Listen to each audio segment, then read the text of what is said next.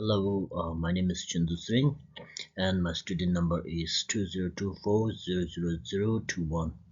And on this presentation, we'll be discussing on to the discussion on the concept of CSR and how leaders can incorporate social and environmental responsibility into their organizational practices.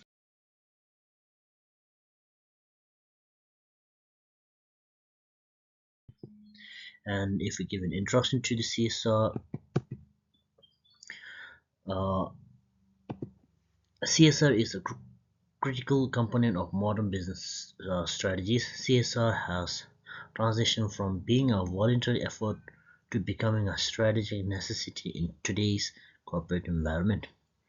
CSR is no longer just about doing good. It is now a strategic tools that align business goals with societal environment expectations and contribution to long-term success. And for this one, we have related to Carroll CSR pyramid. Carroll CSR pyramid, which includes 4 dimensions, which is economic, legal, ethical, and philanthropic response. For example, economic responsibility for the Carroll's pyramid of CSR is business must be profitable. Legal responsibility includes companies must comply with the laws.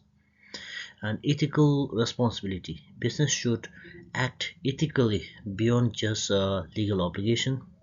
Philanthropic responsibilities, companies uh, should contribute to society through charitable activities such as donations. And CSR as a strategic tools. CSR is not just an ethical obligation but a strategic asset that can create a competitive advantage. If we take a reference of Porter's and Kramer's view that CSR, when aligned with business strategies, can lead to innovation and market leadership.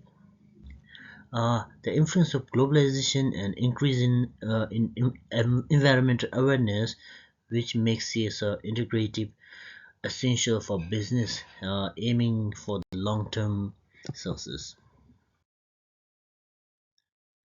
If we take the example of CSR in action, we can take the Starbucks and Patagonia. Uh, this is the real world examples which relate to the uh, successful implementation of CSR. For example, Starbucks practice social responsibility through fair trade, ensuring that coffee farmers are paid fairly, and Patagonia committed to the environmental responsibility by using sustainable materials in the product, and which demonstrate how CSR can be a core part of company's brand identity. And if we talk about the challenges in CSR implementation, which can be explained in 2 ways: greenwashing and balancing short-term financial goals with long-term CSR commitment.